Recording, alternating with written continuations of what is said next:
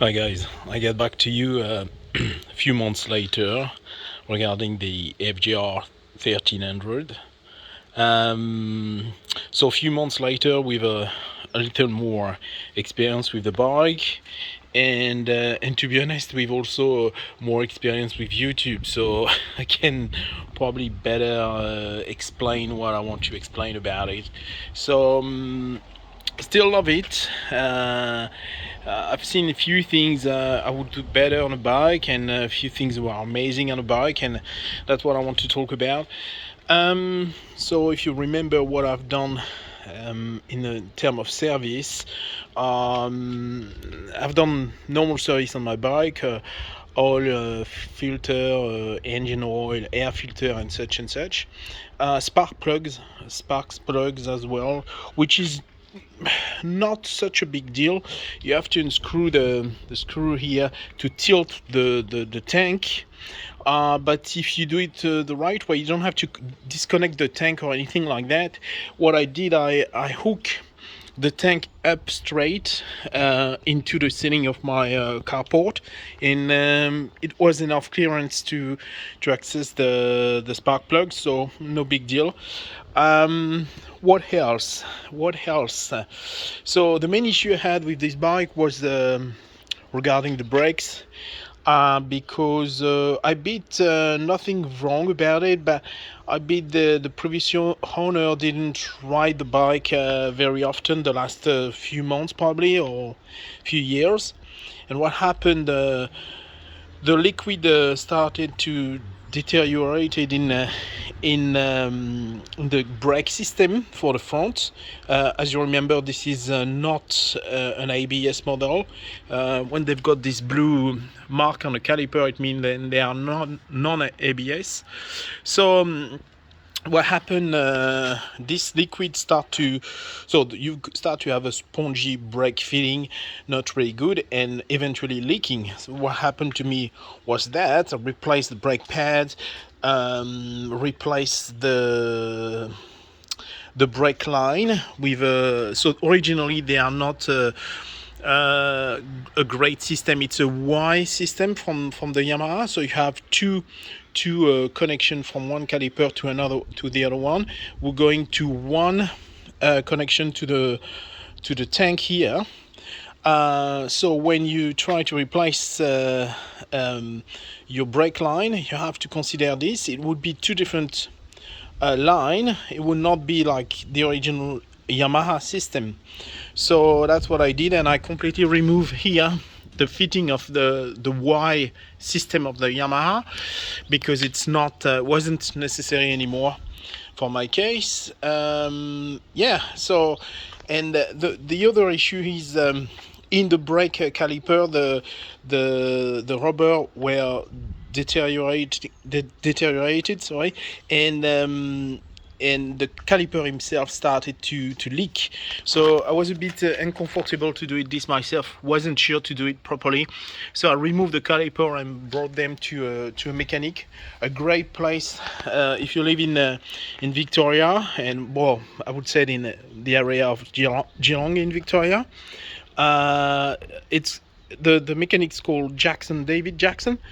Good mechanic, nice guy, nice people there, and they're not, they do the best to make the bike running and not make $1 million on your back. So I like it.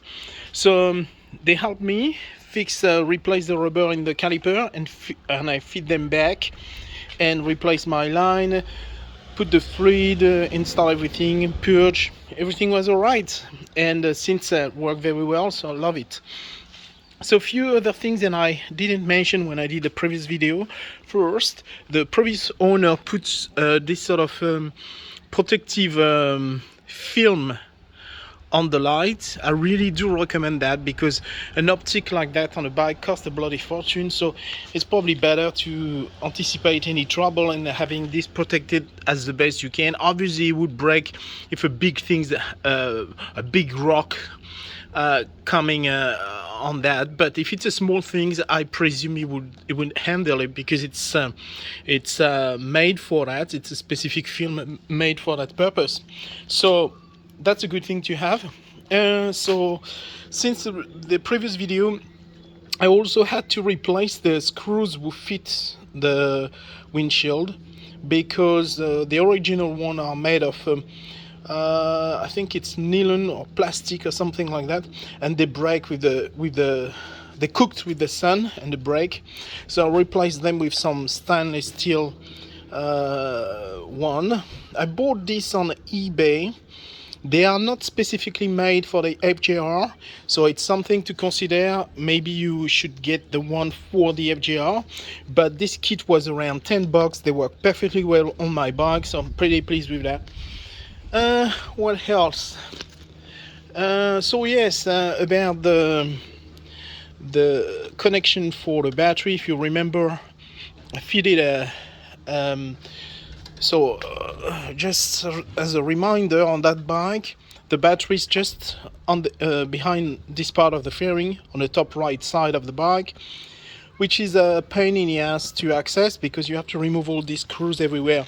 And if, in an example, if you're stuck on the side of the road with a problem with your battery, you have to remove all of this, which take quite some time.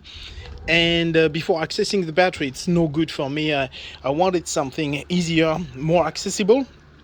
So I went for this quick system like that. All right, let me show you. Right, you know this connection system.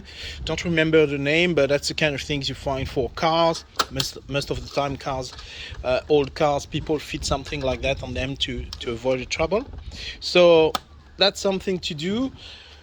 It's not very complicated. The cable went from the battery behind the dashboard here and going down, and I just had a little hole that I already made before in the plastic side of the fairing, the inside, to accommodate the connection of my other plug, because I've got two charger system now. We've got the original one that I had fitted few or more than a year ago, which is a cigarette lighter and USB here. So this one was already fitted there, and I already made a hole, so I put my cable through that for the new connection. So the new connection allowed to connect the kind of lithium battery you could see on my other video on the website, which is a good system, I think. Yeah, and you can avoid any problem having the battery with you, and if you're stuck on the side of the road because of flat battery, you can connect this battery pack and yeah, and fix your problem.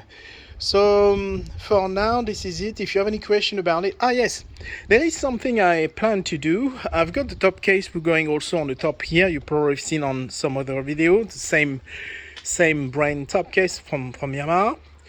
And I decided to build a kind of, how I would say, that organizer inside. I want to be able to fit more than my helmet.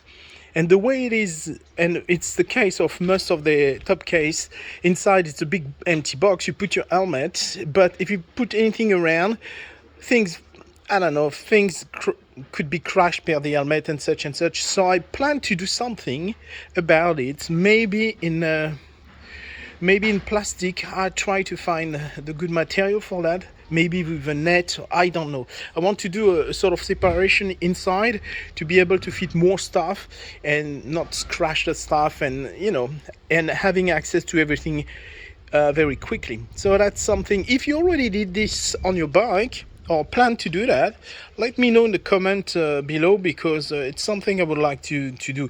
When I will do it, obviously I will try to take the time to film it and doing a video about it. But if you already done something like that or find something like that, let me know. I'm curious about that. All right, thank you very much. Have a good day, guys, and if it's not yet done, please subscribe. Thanks. Bye bye.